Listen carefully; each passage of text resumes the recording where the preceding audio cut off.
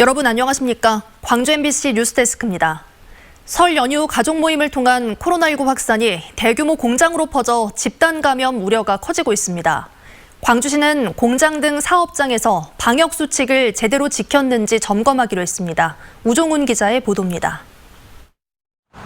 설 연휴 가족 모임에서 비롯된 코로나19 확산이 대규모 공장 등 직장으로까지 번지고 있습니다. 가족 모임에 참석한 직원이 확진 판정을 받은 이후 광주 북구 삼성전자 광주 3공장에서는 3명이 추가로 확진됐습니다. 확진자가 발생한 공장 건물에서 일했던 420여 명에 대한 검사는 완료됐지만 공장 내 또 다른 건물인 중대형 금형, 메탈 가공 등에서 일했던 직원 252명에 대한 추가 검사도 진행 중이어서 안심할 수 없는 상황입니다. 는 422명 진행했는데 그 3공장 사이에 있는 전체 수 670명에 대한 검사가 필요합니다. 광주시는 삼성전자 광주 3공장을 비롯해 타 지역에서도 기업체를 중심으로 확진자가 이어지자 전수점검에 나서기로 했습니다.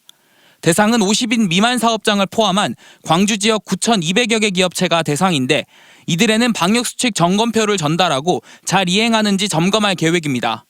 한편 방역당국은 광주 1955번째 확진자 일가족에 대한 GPS 검사를 진행 중인데 설 연휴 5인 이상 집합금지 방역수칙을 위반한 것이 사실로 확인되면 법적 책임을 물을 것이라고 밝혔습니다. MBC 뉴스 우종훈입니다.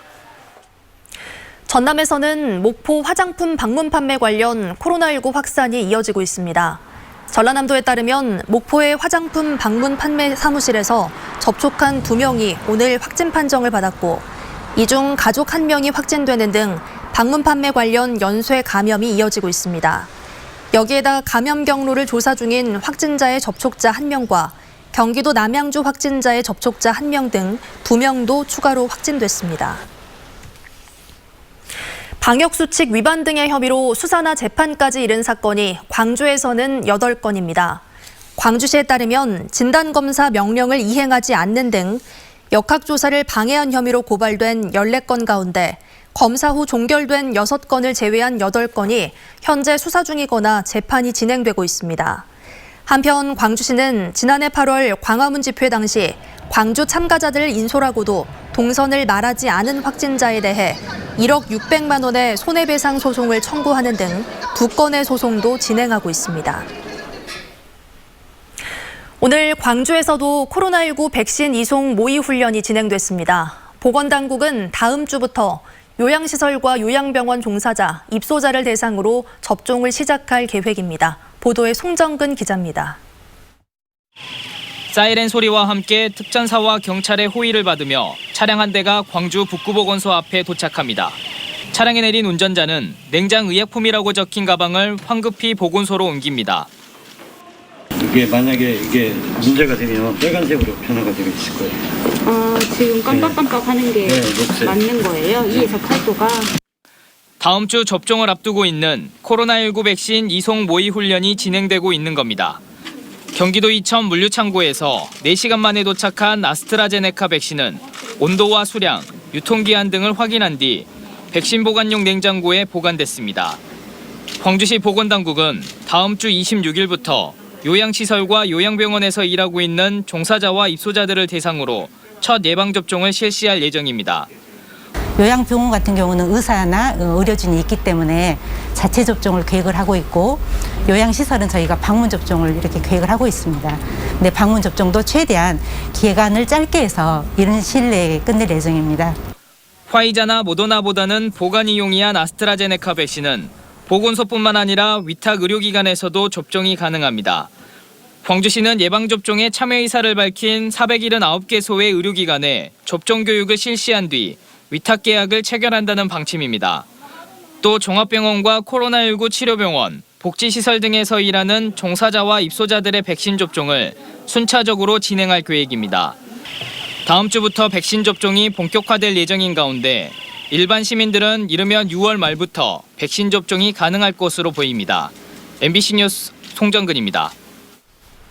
의사소통이 어려운 장애인을 속여 휴대전화를 개통하고 사기 행각을 벌이는 사건 종종 발생하곤 하는데요. 한 통신회사가 장애인 단체와 함께 손을 잡고 전담 상담을 운영하기로 했습니다. 이다현 기자가 취재했습니다. 27살 지적장애인 A씨는 혼자 휴대전화를 개통해 본 적이 없습니다. 성인으로서 스스로 결정을 내리고 싶지만 장애 특성에 맞게 개통 절차를 쉽게 설명해 주는 곳을 찾기 어려웠기 때문입니다. 엄마가 걱정돼요. 엄마가 좀 해가 혼자서 가면은 또 엄마가 또 돌아가니까 그런 게 좀. 의사소통이 힘들다 보니 쉽게 사기를 당하기도 합니다. 실제로 지난해 12월 한 지적장애인이 대리점 직원들에게 속아 3년 동안 11개의 이동통신기기를 개통당하는 사례가 적발되기도 했습니다.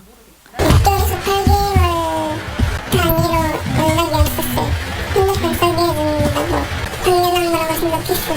쓰게 해준다기는 진짜 쓰게 해주는 것 같다. 이 같은 휴대전화 사기와 차별을 없애기 위해 한 통신회사와 장애인 단체가 손을 맞잡았습니다. 통신회사는 장애인이 안심하고 문의할 수 있는 전화상담원을 운영하고 장애인 단체는 장애인에 대한 이해도를 높일 수 있는 전문 교육을 실시하기로 한 겁니다. 장애인 권익공헌 네트워크에서 이런 강사를 또 파견해서 KT, CS 직원들분과 함께 장애 이해 교육, 그런 교육들이 조금 이루어지게 되고요. 이에 따라 장애인 고객은 전화 상담을 통해 안심하고 휴대전화를 개통할 수 있는 직영점 30여 곳을 안내받을 수 있고 직영점에는 방문 예정 고객의 명단이 통보될 예정입니다. 어려움뿐만 아니라 부당한 사기 피해도 있는 경우가 있는데 저희가 그 점을 좀 대응해 드려서 보다 쉽고 안전하게 통신기기를 접하고 휴대전화 개통을 돕기 위해 운영되는 장애인 전화상담원, 장애인 인권을 지킬 수 있는 출발점이 될 수 있을지 주목됩니다. MBC 뉴스 이다현입니다. 112에 4개월 동안 2,000번 넘게 전화해 욕설을 한 50대가 구속됐습니다. 목포경찰서는 지난해 10월부터 4개월 동안 112에 전화해 폭언을 일삼고 출동한 경찰관을 폭행한 56살 A씨를 정보통신법 위반 혐의 등으로 구속했습니다. 경찰은 A씨가 진술을 거부하고 있지만 112 신고 독취 파일 등을 토대로 구속했다고 밝혔습니다. 광주 지역 5.18 관련 기관들이 5.18 기록물을 통합 데이터베이스에 구축하기로 합의하고 업무 협약을 맺었습니다. 5.18 기록관과 5.18 기념재단, 전남대 5.18 연구소 등 3개 기관은 오랜 수건이었던 5.18 기록물 통합 DB 구축을 위한 업무 협약을 체결하고 특별 전시와 학술 행사 등을 공동으로 추진하기로 했습니다.